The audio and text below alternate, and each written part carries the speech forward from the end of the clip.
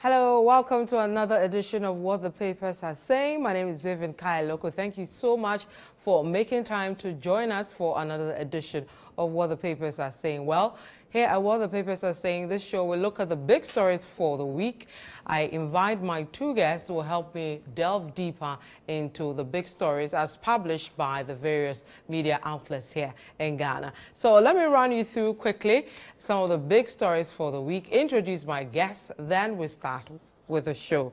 Now, three key things have been developing this week. First, to do with the fallouts from the Professor Frimpong Boateng's Galamsey report.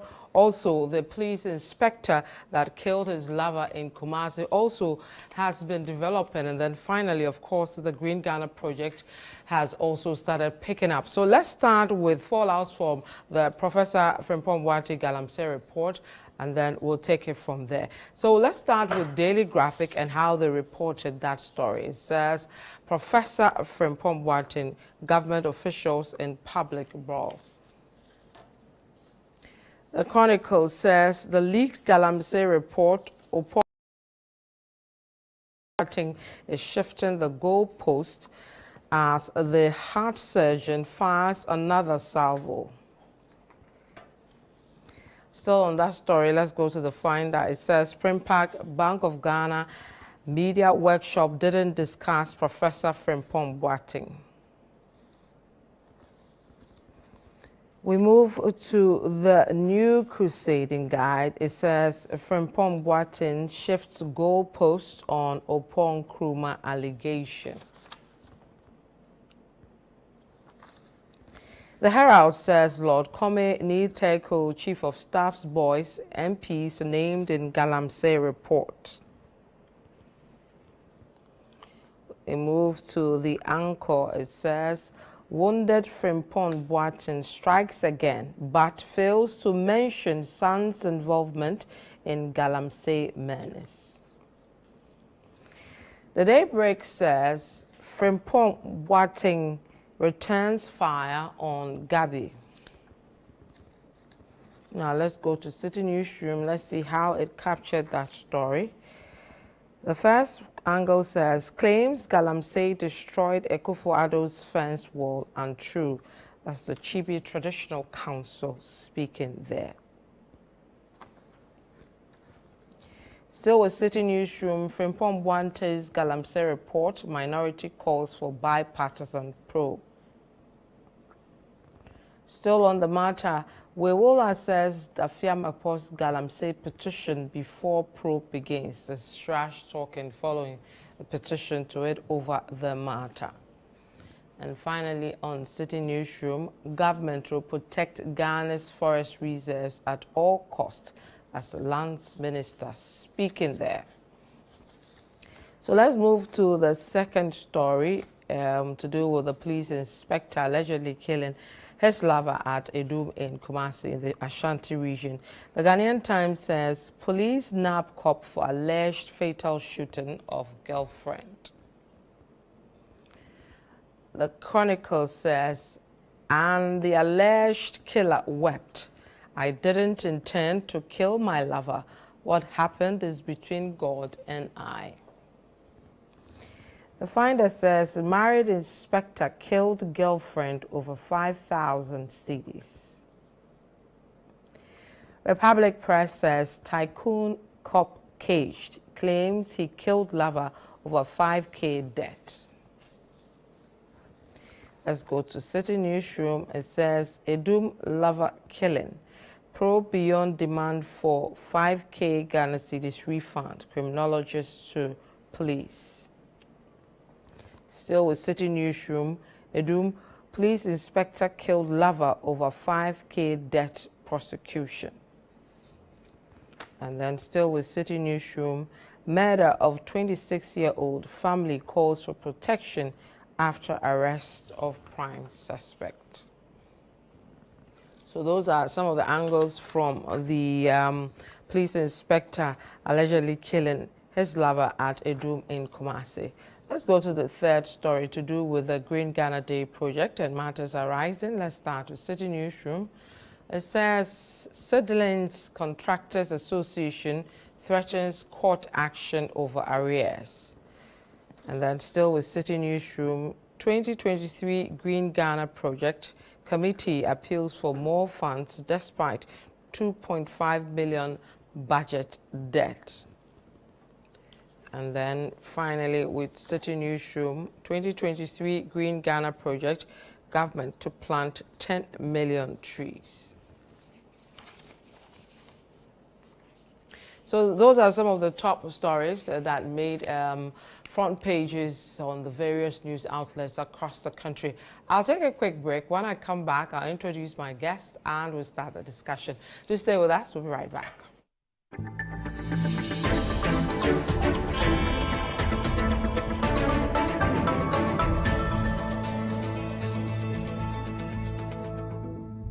Youth fades, love droops, the leaves of friendship fall. A mother's secret hope outlives them all. We love our mothers all year round, but on Mother's Day, we put Mama on a love pedestal and shower her with the affection that she so easily gives to us. This Mother's Day, City FM and City TV are creating the platform for you to celebrate your mother in a grand gesture with the A Portrait for Mama Promotion 2023. Here's how to participate. In 100 words or less, celebrate Mama for making the most important intervention that changed the course of your life. Your entry should begin with the phrase, "But for Mama." Don't forget to submit your name, Mama's name, and your contact information. Send your entry via WhatsApp on 054 998 6996 and 020 444 7033. You know how amazing your mother has been through the different seasons of your life, and we are here to help you tell it to the world. So send in that captivating story about Mama and stand a chance of winning a spot for her at the A Portrait of Mama dinner event and other thoughtful prizes. Deadline for the submission of entries is 30th April 2023. For more information, please call 020-597-3973. A Portrait of Mama promotion is powered by City TV with support from 97.3 City FM. Terms and conditions apply. Mother, a fighter and a lover.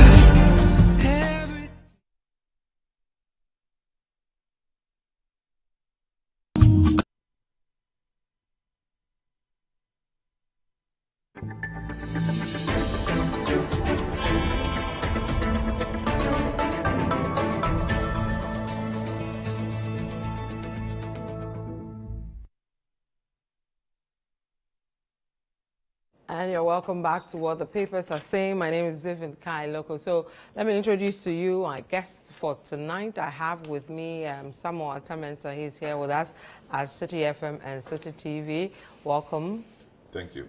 And then I also have Selam Adonu also here with us at City FM and City TV. Selam, welcome. Thank you, Vivian. Okay. So if you guys would permit me, I want us to start with the tragic story that began developing last Thursday, where a lady was shot 5 times in Edum in Kumasi. At the time it started on Thursday, of course we didn't know she had been killed by her lover, who tends to be a cop. The case is currently in court, and of course we'll see how it pans out. But very, very sad, tragic one. I mean, how did it hit you when you first heard this pretty sad story? Well, sad, you say, very sad. It's sad and surprising to hear that somebody picks up a pistol and shoots another person 5 times, not once. If it's once, you could, figure out that it may well be a mistake. But 5 times, no way anybody will pick a gun and shoot somebody 5 times and say it's a mistake. So it was very sad and bizarre, to say the least. I mean, some of these things do happen even in the rural areas, using all sorts of implements to exact this kind of unfortunate, attacks on people. Some people use the what we call the kafugbe. Some people use cutlasses. I'm telling you, some people use cutlasses. And butcher people. And butcher people, you know. And it's just a sad situation that, you know, the girl has just lost her life. But can you imagine the pain that has been visited on the family? The mother, I mean, you could see the mother wailing. Yeah. And I don't know, I don't have the words to describe the situation, but it was very sad. How did they hit you? Well, I mean, sad, yes, sad, very sad story, very disheartening. The details, of course, you've heard some details, but the details, I'm sure we'll hear more of them. But the point is, no matter what the situation is, nobody has the right to take another's life, of course, unless, of course, ordered by law. But that's a different, you know, ballgame altogether. So to have your boyfriend or your friend or whoever, you know, kill you in this manner, you know, shoot you 5 times, it's really sad. And beyond sadness, I think we really need to examine the young man. I read an account somewhere which said that he didn't know what came over him and then he didn't intend to kill him. But, you know, and I don't know whether he was in uniform, whether he was armed like a normal police officer in the day before he met the lady. And I don't know whether it was an altercation. I don't know what it was. When I heard the news the first time, I thought maybe it was one of those things we call accidental discharge, stray bullet and that kind of thing. But to shoot the person 5 times, there should really be an intention to it. I mean, if you're angry, no. Well, he says she owed him 5,000. No, but people owe millions. But when somebody owes you, we don't go killing people, and the person owes you 5,000. No matter what, you do not have to take another's life. And I'm happy he's been apprehended, and that was done swiftly, perhaps because a police officer and is known in the community. I heard they call him police tycoon. He's been apprehended. No, tycoon. Tycoon. Yeah, tycoon. He's been apprehended, and I'm happy that the law will take its course. I mean, nobody for any reason has the right to take another's life, and I think it's something that the people in the community must take seriously. But on a more serious, I think it also raises issues about our security people. I mean, how do they move around with guns? You know, was it office hours? Did he close? Was he going home? I mean, just gun. What happened? Shot the lady 5 times, killed her. I mean, and where was this happening? Was it a secluded area? Somebody shooting somebody for 5 times? It doesn't mean that it should be a long, you know, pace of time. But what were people around doing? I mean, the questions are many. According to our reporter, Edward, he says that place is a pretty busy area. And people were moving, and when they had the first shot, people started moving away from the okay, safety Nobody first. wants to, you know. Nobody wanted to It was get close to her house. Close to her house. Yeah, it was close to her In house. the midst of the... So Because she was home when the she was gentleman called. came and, you know, got her out through a mutual friend. And one thing led to another. And as usual, when they heard the gunshots, they thought police, you know, having some battle with some people. So generally everybody scattered. And then he also finished and sped off. I think it's unfortunate. It's great he's been apprehended. We only hope that the law will take its course. The fact that he's a police officer does not mean that they need to hide anything or they have to hide anything. The law must take its course. I don't think anybody is in anybody's interest to even try. And what would be the motivation to hide anything? Somebody who has shot another person 5 times and is not shooting on behalf of the police service. He's shooting on his own behalf. You are shooting on behalf of yourself, and then you expect that nobody will apprehend you. I mean, he moved from Kumasi and went to his hometown. And I was wondering what he had gone to his hometown to do, whether to hide. I think he was hiding, running away.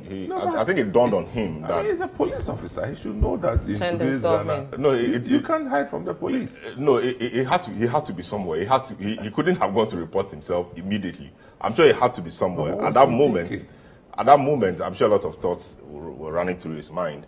And I'm sure it was after the lady dropped dead, you know, or when he was moving away that he realized the gravity of what he had done. I mean, there is absolutely no excuse for this. I really want to hear from the police and have an understanding of how come he was holding a gun at it, and maybe he's an officer assigned a gun. Are they allowed to take the that's- guns that's- home? They have guns. They Yes, have I mean, guns. what I mean is, Depending on Your position, yeah, the your position, rank, the and operation, all that. operation you are. Yeah. Okay. So they take the gun home. Is that Yes, no, they keep the guns. You know, I mean, the pistols they keep. I know some they keep the pistols. Yes. With them. And do we have a history of? Do we know if he has a history of recklessness, sometimes psychological? I mean, what kind of person was he generally? I'm sure. Well, from the interactions Edward had with people who know him, they were surprised because he had been promoted recently, so you would expect that he will know better and not be somebody who will dabble. It's really unfortunate. No matter how you turn it, I mean, there's absolutely no justification for this.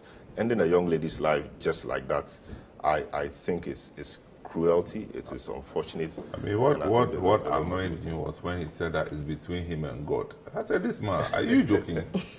Oh, he said it was between him and Yeah, God. between It's not- himself and it's- God. He it's didn't a intend to joker. kill her.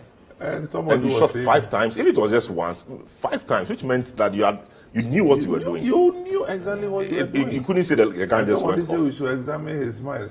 Let's not even waste time examining in it. A mind that is so stable to shoot somebody 5 times. And then go and hide somewhere. You think that mind is not correct? The mind is correct. As I said, it's Bodameniti Or maybe he was stressed. I just don't know, because I'm trying to find. I think I'm trying to find an excuse a bit for of him. mental. It has to be examined because I'm trying to to find an be excuse able for to him, kill but somebody still. over 5,000. What I'm saying if is that's that the truth. I will never, I don't know anything about medicine, but I'll never frame a sentence with the word mental and this man's name at all. I don't think it's any mental. It's actually stupidity. You can't say it's mental. What's mental about it? But somebody in the right senses should. Do you know what people are going through in Ghana? do this? Do you know how many people are going through worse situations in Ghana and they have overlooked and they are living their lives? You say that the person is whatever, your girlfriend, and you're giving the person money. The girl said, no, doesn't like you again, then go and shoot the person. I mean, look, nobody should come and say that, oh, let's take him to hospital to check his mind. What kind of mind? The man is correct, papa. They need the whole piffy, and he did the thing. So they should deal with him proper. I'm sorry, they should deal with him. How should the family handle this? I mean, some of the scenes we saw from the court, some were threatening to, revenge, do things. But you can't revenge. There's nothing you can do. I mean, well, I'll say there's nothing you can do physically. You better qualify it. Let me put this in context because we know where we are. And where we can go. We know where people can go. Electronics. There's nothing you can do physically except the court will. But you see, no matter what the court does, the lady is gone. Yeah. And it's so needless. That's what I'm saying. You are a man, chief inspector. You've been working in the police service for God knows how many years. And you are mature enough to go and take a girlfriend and you cannot handle this situation. And you say it's madness. What is madness about it? It's recklessness. Yes, good question. The family, I think they need to be assisted. They need a counselor, somebody to help them go through this period. It's not easy losing a loved one, and much less, in this manner. I'm sure they were just with her. The guy came, called out to see, and then the next thing you hear is that the gunshots you heard were actually targeted or meant for your daughter. I mean, that's hard to take. So I'm sure that the system, the police system or whichever system we have, will assign or get them some counselors to help them go through this period. And I think what is important is that they get justice. They seriously must get justice. It may take time, but justice must be served, and they really, really have to get justice. It's unfortunate that nobody, has to lose a loved one in this cruel manner. Very unfortunate. And then there's also the call for protection. They say that after the thing happened, there are people who come there and snoop around and, and they don't feel comfortable. I think it's a legitimate concern. Nobody really knows the full details of what happened. We just pick bits and pieces. And if they have suspicion that, some people come around, they are not comfortable with. It's a genuine concern. The police service, should take this up, especially given that one of their own caused this. Yes, they really need to take it up.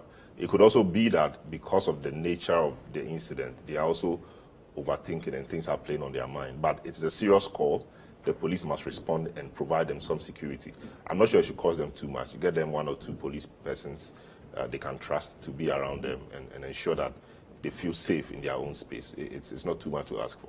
But should we start looking at how, I don't know whether it's premature to ask, but the handling of weapons? Yeah, I was, so Samuel says they can take the pistols and things. But I don't know what the policy on police officers or security officers handling weapons is. Because when they take the weapons home, I mean, these police officers, some of them sleep in go even to the barracks, small rooms with quite big families. You have pistol in your pocket or wherever, you are in the midst of your kids, etc. I think we really need to look at that again. And of course, in looking at it, you need to look at it holistically.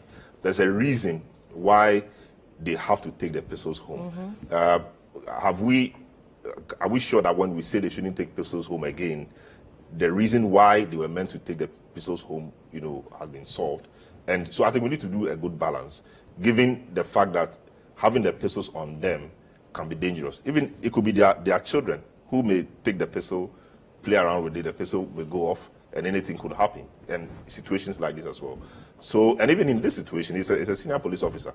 If he wanted a gun to do this, he knows what to do to get it. So we don't need to, out of emotions, say something or change policy or make rules that in the end may be counterproductive like we do sometimes in this country. We should look at it holistically, do a balancing act, and then see which is beneficial to the larger populace, security-wise, safety-wise, everything, and then let's do that. Right. Before a certain Ahmed Chumasi became a police officer, other policemen were holding guns. And nothing was happening. And nothing was happening. You understand? So he's just reckless, irresponsible, and for him to do a thing like that, this is callous. It's callousness to a degree that I can't even measure. You understand? So what that means is that this guy meant that he was going there to go and do exactly what he did. In which case, if he didn't have a gun, he could have gone with any other weapon. You get me? So I won't even stretch it to the police handling of guns and all that. Because for you to shoot somebody not once, not twice, not 3 times, 5 times, it's evident that you wanted to end the life of the young lady. And so for me, there's no excuse, regardless of how you look at it. And he had the temerity to say that it's between him and God. It's just unfortunate. There's no reason why this will happen. There are no words to describe it, and there is no excuse absolutely for this. I really wish to see what the defense lawyers would put up, but I mean, it shouldn't be. I'm sure they will plead insanity and a few things, but this should not be. So in cases like this, how many years is he likely to, if it's found guilty? So this, I mean, everybody, he says he's done it, but it's not enough in better cases to say because you confessed. Normally, when you go into the box, you confess or you plead guilty. Next thing is conviction and sentencing. But in cases of murder, they don't just take it that way. I mean, the state will have to prove that you actually did it. So even though you would say you did it, the state will still have to go through the process of showing and proving that you did it because of the gravity of the offense and the bigness of the punishment. So if it's found out that, or it's found out really by law that he killed a person, he also will have to be killed, and that is really huge. So the state will have to be sure that every single thing is gone through, every I dotted, every T crossed before conviction is made. So it's likely to get hanging. Yes, but we don't do that, do we? So you will be sentenced to death by hanging, but whether the death warrant will be signed is another matter. So a number of them are in the condemned cells. Quite a number of them there. No president is signing it. So I think the last time it was signed was in the early 90s or late 80s, I think early 90s by Rawlings. Since then, nobody has signed it. So a lot of them are in the condemned cells. Indeed, there's a whole advocacy against capital punishment. And so I'm sure, I mean, Amnesty International and all those guys are talking against capital punishment, because there are times you kill people because the court says they are guilty, but it only turns out later that they were not guilty after all. Maybe something happened, you didn't get the right person shows up later. Recently, I was watching the international channels, and somebody who was in jail for about 40 years was released because, or discharged because the real person has now been seen. He didn't commit the crime. So if that person was killed, that person would have lost his life forever. So that is the reason, but we also must find a way of keeping very bad people away from society. If we have to lock them and keep the keys somewhere, we really have to do that, because bad people don't deserve to be in society, at all. even though everybody deserves a second chance. Okay. We'll take a quick break. When we come back, we'll look at the Green Ghana, the latest to that story. Do stay with us. We'll be right back.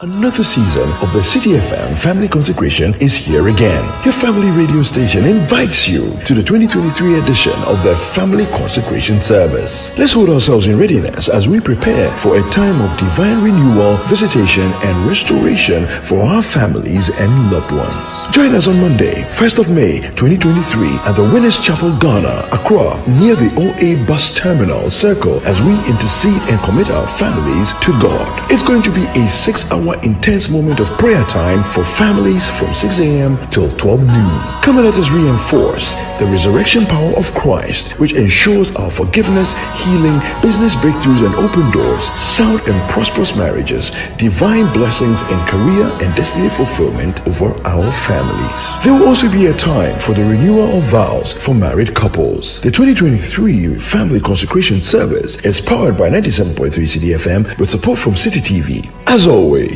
the family that prays together stays together.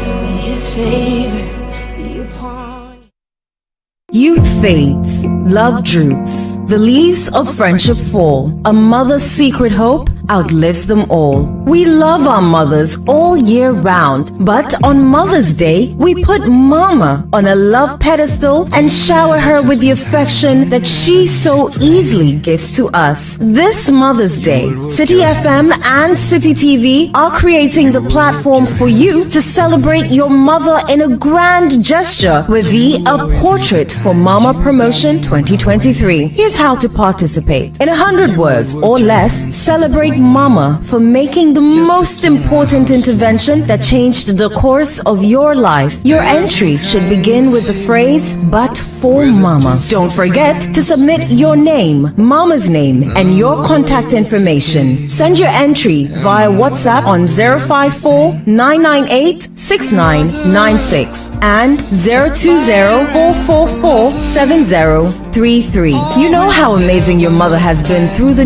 different seasons of your life, and we are here to help you tell it to the world. So send in that captivating story about Mama and stand a chance of winning a spot for her at the A Portrait of Mama dinner event and other thoughtful prizes. Deadline for the submission of entries is 30th April 2023. For more information, please call 020-597-3973. A Portrait of Mama promotion is powered by City TV with support from 97.3 City FM. Terms and conditions apply.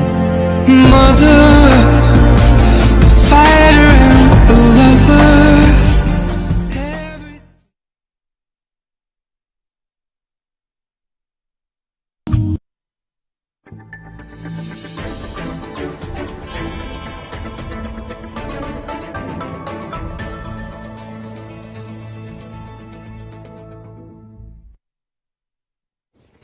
And you're welcome back to What the Papers Are Saying. My name is Vivian Lokko. I'm here with Samuel Tamensa as well as Selom.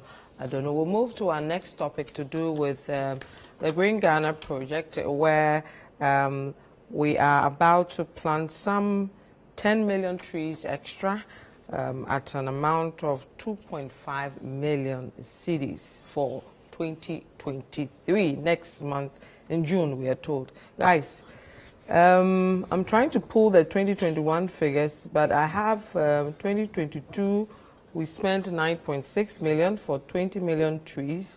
This year, we are going to spend 2.5 million for 10 million trees. 2021 was 12.7 million. 12.7 million Yeah. for 7 million or 5 million 5 trees? million For 5 seedlings, million yeah. trees. Okay, great. So from 12, we moved to 9. Now we are going to 2.5. It looks like the cost is getting cheaper by the day. The cost of the seedlings are getting cheaper by the day. 12 million for 5 million trees, 9.6 for 20 million, and then 2.5 for 10 million seedlings, actually, not trees. Well, I don't know, but of course, in 2022, the minister said, or the deputy minister, Benito Biu, said each seedling cost around 3 to 4 cedis, so we should do the calculations. Doing the calculation means that it will take you to about 80 million, but they spent 20 million cedis. That's when people were raising concerns about how much money was being. So they were able the to project. save us 60 million? That's what he claims. I don't know how they procured the seedlings, but the point he was trying to make was that if on the market a seedling goes for 3-4 cedis and they planted 20 million, when you multiply that, when you multiply 4 by 20, then you should be getting 80 million. But they did that for 20 million. I mean, and this year we are hoping to plant 10 million trees at 2.5 million. The idea is fantastic. We need to plant more trees. It's a good thing to do. We need to ensure that our vegetation cover is not depleted, it's restored. In this day and age of galamsey and the degradation of forests, where forest reserves, about 47 of them, we understand, were given out for mining, which really was not supposed to have been, given the circumstances of our times. It's a good thing to want to plant trees. It's a good thing to want to ensure that the trees that we fell over the period, we try to replenish them or replace them. My concern really is how we take care of the trees. So we are happy to throw figures about we planted 20 million trees. I don't even know how we count them. Or is it that if you have seedlings, you have 20 million seedlings, and the 20 million seedlings are finished, then it means that 20 million trees have been planted. I don't know how we come by those figures. And I think the last time he said the last one, the success rate was about 70%, yes, which has so been 72 questioned. percent. Yeah. The year before 81%. 81%. So we plant 20 million trees. I don't know how we come by those numbers. And then we say 72% survive. Yeah. And how do we? How do we measure that? I mean, is it scientific? Counting. We go counting on the Beach on the road. Adenta. So you are talking about Beach Road because that's Beach where you Road, use- nothing- because all that's of where you them use- died. I'm also talking about Adenta Legon Road. I mean, when they started, and every morning you see a car, polytank, trying to water it. water I don't know how sustainable that was going to be. But, a lot of them have died. You just see a few of them there. So to say that the success rate, of course, one place is not enough. You are talking about Beach Road. Gifford Road, the majority of them died. And the commonest places to see, are not, you can't, they don't look anything close to 70%. I don't know about the hinterlands. And of course, when they are planted, they plant The forest for the forest reserve and then the non-reserve. So maybe the ones in the forest reserves, because they have more time and space to grow without, with very few obstructions, etc., they're able to do well. I don't know. But the ones they plant in the city centers, I'm not sure all of them have done very well, even though I'll be very happy to see all of them do well, so that when you are flying up and you see Accra, you see the vegetation, very nice, and not just the beauty of it, but the purpose or the objective of planting that. But I'm not sure how they come by their figures. And I think, apart from politicians telling us that we have 70% success rate or survival rate, 80%, etc., we are hoping to even get more. If the parks and gardens, I don't even know who is responsible, or what, I don't know who is responsible. If they can tell us those things and explain to us how they count them, how they measure the rate, I think it will bring more trust and acceptance, if you like, into how they expect us to take the figures. So in principle, it is great. It is a good thing. We have to do it in this day and age of climate change. We really have to do it. The issue about the cost, I'm not sure how they come by the cost, but of course, I've seen others question why we want to spend this amount of money on planting trees right now when we are in the middle of a crisis. Yes, Shouldn't we just concentrate on the ones we've planted? Yeah, yes, that's very good. But I understand a lot of these things too are international commitments. Of course, it doesn't mean that every international commitment we have, we are meeting them. These are international commitments. International commitment to plant trees. No, I mean towards the climate, to preserve the environment. So there's a nationally determined contributions also, which are all things countries must do in their, towards in their fight against climate change or preservation of environment. So these are things that Ghana, most times is signatory to. What's the point in planting trees in one space and depleting the forest area on all the hills surrounding Accra? We are watching it every day. So I think the policy must talk to itself.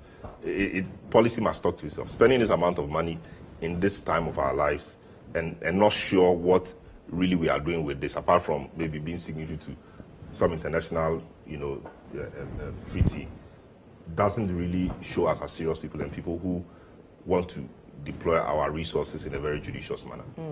Right. So, Salom, I'm saying that we've spent how much? 12.7 million, and then 9.6 million, 20 million gone, and then the next we are getting is 2.5. I said 23 million of the trees are living, they are alive. 2.5, so 20 something million. Now they are saying that I'm not even sure that 2.5 would exhaust what they want to do, because they are trying to look for sponsorship. So maybe it's something that may go beyond the 2.5. The effort by itself, I don't see anything wrong in that direction. But you're a poor country, you don't even have the money. Okay? Now look at the school feeding people. They need money, we don't have the money. How are we going to raise money to go and plant trees? I mean, I'm not taking that, because while we are making effort to plant trees, we have also opened the floodgates for people to destroy the vegetation. And nobody is doing anything about it. So we cut down, turn around and go and plant. I mean, you're seeing people drive from Accra, Medina, all the way to Eburi and see what's happening to all the forest cover there. McCarthy Hill, 0. So everywhere that we used to have forest cover around is being depleted right in our very own eyes. Regulation is so weak. So we watch that one happen and wake up the next day and say that let's go and plant trees. I mean, I don't get the equation. Because we don't have the resources. So we should use regulation to preserve first. And not to go and cut down and then tomorrow go. I mean, look, cantonments. Cantonments used to have a very thick cover of trees. Go and see how people are cutting the thing. People are just cutting. And then the next we'll hear is that let's go and find money and go and plant. A lot of the trees we are planting we are cutting at 20, 30, very 40, old. 50 I remember Ridge, when I was in know. school, primary school, Ridge Church. The neem trees around Ridge, very cool. Everything is gone. Even the beach road, when they were they've cut all the trees along the beach road. So can we say that, okay, unfortunately we looked on for all these things to happen, but we must start rebuilding at some point. No, we have to preserve. No, it's not that one. We can't wager that it has to happen. But I'm just saying that how we sit down and we don't use regulation, strong regulation. People build just anywhere. Okay, the land is for my family, so I'll do whatever I want to do. It can't happen. If we want to build a modern society, modern cities and all this, we can't allow things to go the way it's going and then pretend that we are doing something about it. Indeed, if we have done so much about it, this is the 3rd year running. What do we have to show for it? What do we have to show for it?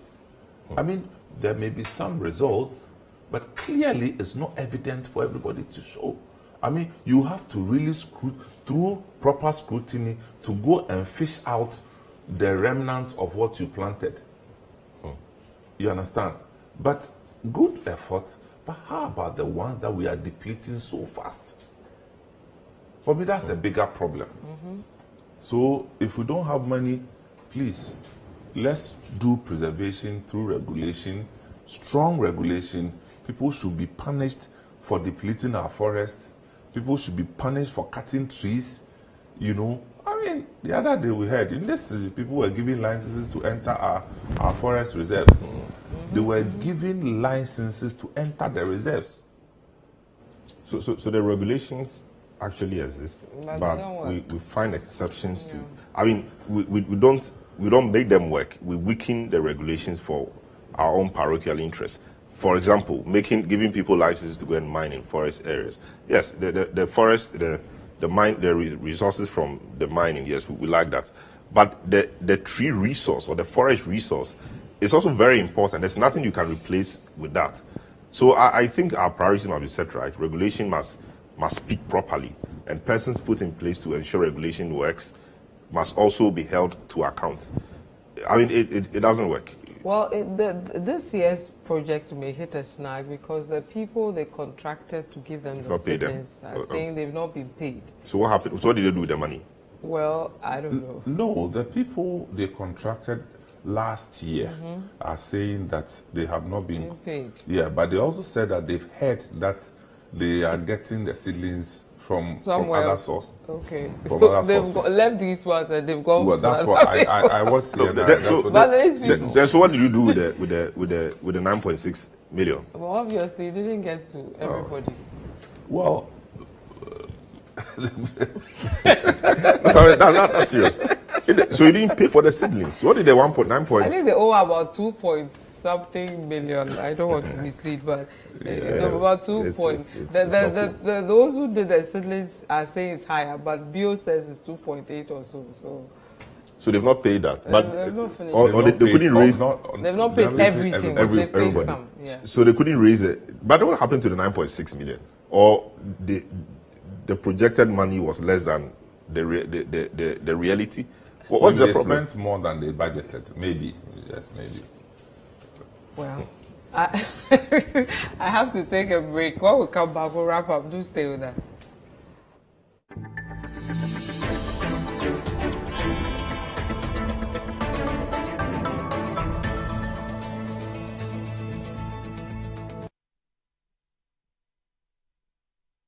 The City FM Family Consecration is here again. Your family radio station invites you to the 2023 edition of the Family Consecration Service. Let's hold ourselves in readiness as we prepare for a time of divine renewal, visitation, and restoration for our families and loved ones. Join us on Monday, 1st of May, 2023 at the Winners Chapel, Ghana, Accra, near the OA Bus Terminal Circle as we intercede and commit our families to God. It's going to be a 6-hour intense moment of prayer time for families from 6 a.m. till 12 noon. Come and let us reinforce the resurrection power of Christ, which ensures our forgiveness, healing, business breakthroughs and open doors, sound and prosperous marriages, divine blessings in career and destiny fulfillment over our families. There will also be a time for the renewal of vows for married couples. The 2023 Family Consecration Service is powered by 97.3 City FM with support from City TV. As always, the family that prays together stays together. May His favor be upon you.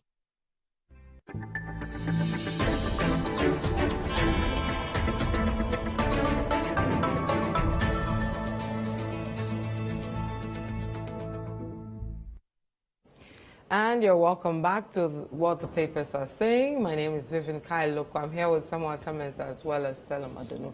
We're wrapping up on today's show. We'll wrap up with the Professor Frimpong Boateng report and matters arising from it. It's been report drops, reaction, counter reactions and all that. That's what we've seen. We just have a few minutes to wrap up. Let me start with you, Selim. The thoughts on the report and some of the things that have come out. The latest is journalists went to the president's house today And well, from what they say, nothing of that sort happened in terms of mining in his backyard and all that. But let me take your initial comments. I think you've seen the full reports and Yes, the yes. big takeaways from you in the report, and then what you've heard, with the reactions, your thoughts around that. Well, I think that I don't even know where to start from. Yeah, a whole lot. I think it's an unfortunate situation we find ourselves in. I think Professor Frimpong Boateng is a great guy, eminently qualified in many respects, and I think he was one of the best persons to have chaired that committee. However, I don't think that his chairmanship of the committee, or we got the best from him, knowing who he is. I'm not sure we got the best from him. Yes, he had difficulties. The question is, how did he, of course, he said he reported some of the difficulties. How was he working with the people? It was obvious that there were egos at work on that committee. A lot of the ministers, about 10 of them forming the interministerial committee, abandoned the work, like he said. Did he report that to his principal or the appointer? What did the appointer say? It's a very important committee, a creature of the cabinet. Did he report that? What did the president say? Did the president call those other ministers to find out why they were not working?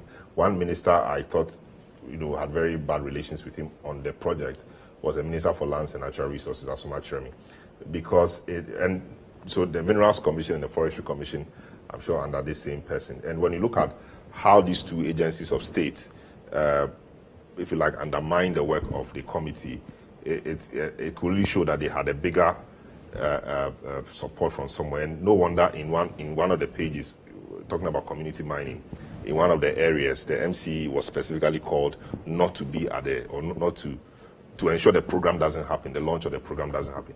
I think that all of that meant that there was some friction or difficulty in the team. They could not work together. And so the problems that we saw. My observation, I think everybody appears to be playing with us. The problem we know, as Santini said, that we know who the people who engage in mining are, but we are afraid to deal with the problems. We know who they are, but we cannot deal with them. The presidency says we shouldn't treat, or like not in many words, but we shouldn't treat the report so seriously because it's a compilation of hearsays and all of that. But the point is, if you devote a lot of resources to a fight like this, a report is important. But if somebody even gives you a hint that this is not going well, or this person is involved in this, given the commitment you want us to believe you brought on board, you should not necessarily wait for a formal report, especially when the persons mentioned are your appointees or persons you have in your authority. Even if not under your authority, once you have been given the management of the country, you have everybody at your beck and call. You can call people to order, and you do that by law. So I don't buy the excuse. So when he reported and did a lot of those things, what did we see? What did we do about that? The report, some of the names he mentioned, I'm not sure were adequately or sufficiently supported. Lord Comey, for example, said they aided or assisted, illegal mining. There's nothing much there. So if you tell me assist, how did I assist? There's not enough there to pin me down. So that is where I think he could have done better. The consequences of this thing we call galamsey that we are not taking seriously, obviously from the report and all the reactions that have come, are very dire. The Ghana Water Company is telling us that very soon we will have to import water. They are having to spend a lot more money to purify water or to work on water before we can drink.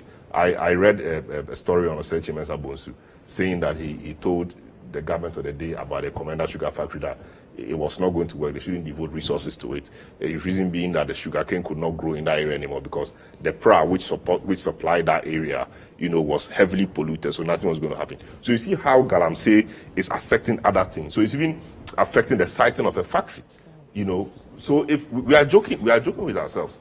If we don't put our feet down, I'm not sure where we're going to go. Cocoa farms are being affected, and what will happen is that our yield from cocoa every year will go down. That will affect our foreign exchange. It's almost everywhere, but we are playing with it, and that is a difficulty. I think there are big officials involved. The president must be a bit more serious with how he wants to deal with this. It is not enough to say you are putting your presidency on the line. That is flowery language. It's deal with the problem. They've mentioned names like Charles Bisu, for example. His name came up in the announced report, but he was still a presidential staffer. He resigned from the interministerial committee. It would have sent a message if you told him that I'm not saying you are guilty, but because you are under investigation on an important matter like this, for which I've placed my presidency on the line, I think you will have to step back. Let's finish the investigation. If you are cleared, why not come back to your role? We need things like that, but we don't see. You know, about the president's garden and all of that. I'm taking journalists, yes, it's important, but I'm not sure the guy said. He said the youth organizer brought an excavator to come and do something there, but they saw it quickly. Some entry from the office of the president called, and they went there to ensure it was stopped and all of that. So I'm not sure I'm not sure what the president taking journalists there would do.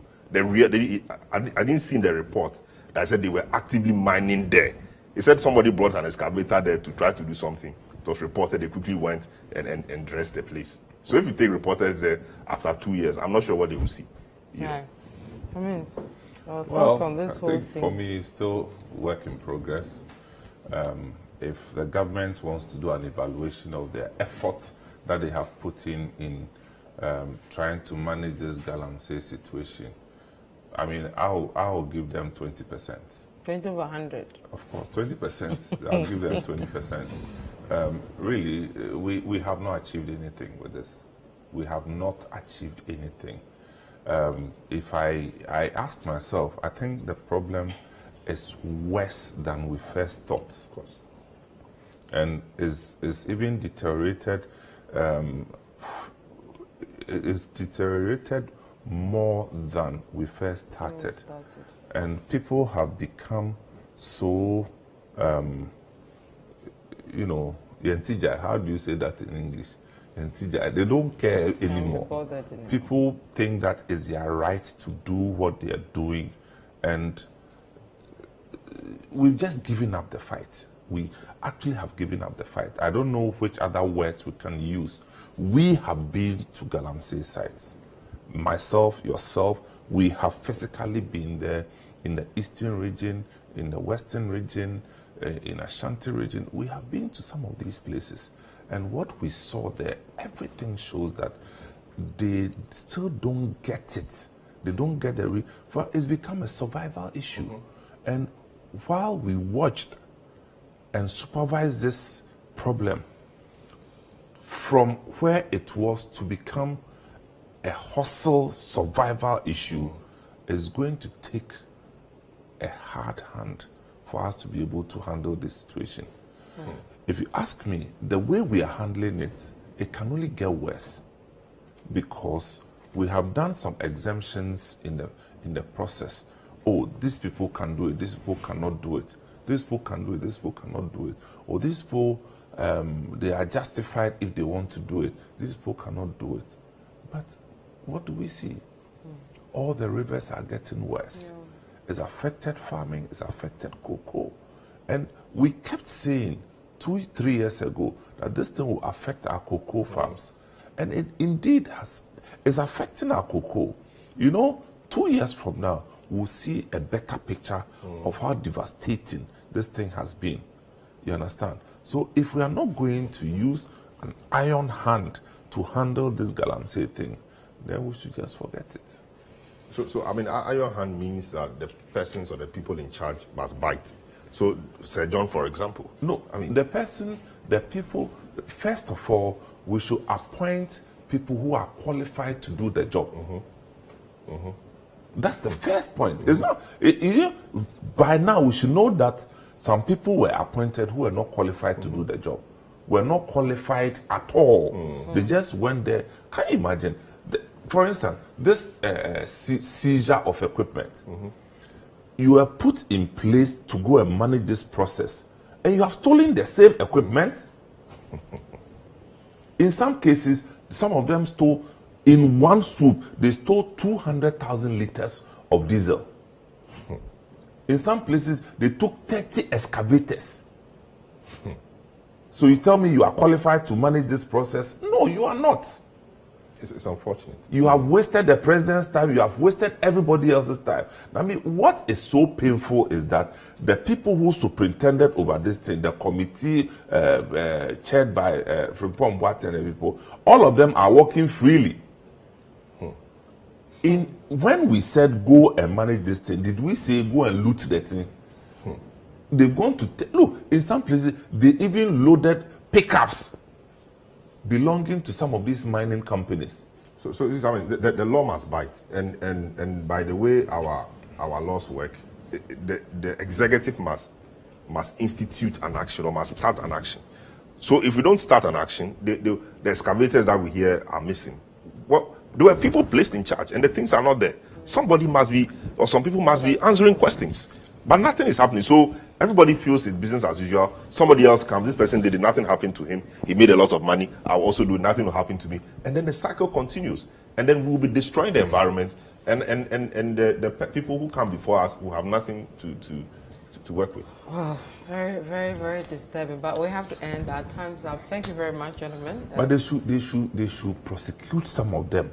They Those have to. who stole the equipment. Yes, but you see, it must start from the Attorney General. The Attorney General must institute action. But if nothing is done, nothing will be done. And we'll be like this. 38 excavators, 12 pickups, 25 motorbikes All seized. seized Stolen. and vanished. And these are not like pins or bottles. These are 30 big things. oil pumps, 30 cylinder diesel engines. They just took the thing and went to sell free. Somebody must be answering questions. And some of them, they've gone to hide quietly. They are watching. They are watching what is going on and dropping small filler in the system. Thank you very much, Samuel. Thank you very much, Stella Madonna. Thank you to you for joining us today. My name is Vivian Lokko. We'll see you again next week. Goodbye.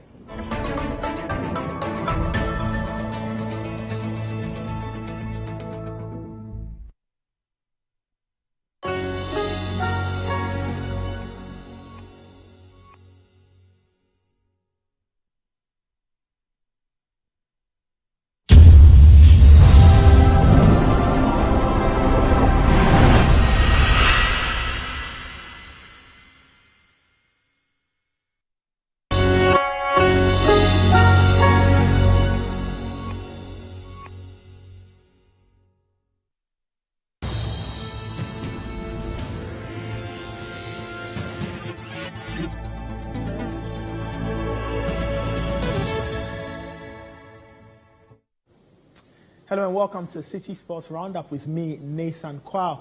Coming up, Hearts of Oak's hopes of challenging for a Ghana Premier League title dealt major blow after a humiliating 4-1 loss to Tamale City. Also, Arsenal boss Mikel Arteta says the season is not over yet despite defeat to Manchester City on Wednesday night. And Sheffield United secure promotion back to the Premier League after win over West Brom in the Championship. Let's get into the details of our stories now, and we begin with athletics. And legendary Jamaican sprinter Asafa Powell says he's pleased with the level of enthusiasm exhibited by young Ghanaian athletes towards learning the science of sprinting. He made these comments in an exclusive interview with City Sports at the Sports Equity Lab Speed Clinic held for young athletes and coaches at the Athletic Oval of the University of Ghana. The event was organized as part of preparations towards the Africa Games set to be hosted in Ghana next year. It's a great feeling and it's a privilege for me as well, because, Ghana is very dear to my heart. My wife is Ghanaian, so, I love Ghana. Ghana has a special place in my heart. And I love working with kids, and to be here with these kids and they seem eager to learn. And that's really the best thing to see, It's a motivation for any coach or anybody who is willing to help when they see the motivation that they have, it's really inspiring, and they're willing to learn. I hope that they take what they learned today and they continue learning and just keep practicing. I think coming here today, a lot of them realize that running is not just going on the track to run it. There's a lot that goes on, before you even have to go on the track. So just take into consideration that it's a lot of work and it's going to be tough. Just don't give up. But it's a lot of work, and the coaches as well. I hope they take a lot from this and continue working with the athletes. That's the main thing, to continue working with the athletes, and then the athletes will, have trust in them and continue to work with them. Speaking after the Speed Clinic, Speed Coach Isaac Robert Kwapon elaborated on the dimensions and desired impact of the initiative. As much as we're focused on the student athletes, we also focus on the coaches also. So we had a lot of coaches come around, hands-on, with the various sessions, learning, demonstrating. So it's a three-way thing, because at the end of the day, we want to make sure that the impact that we make today is sustainable, so that the coaches can go back and continue with the development.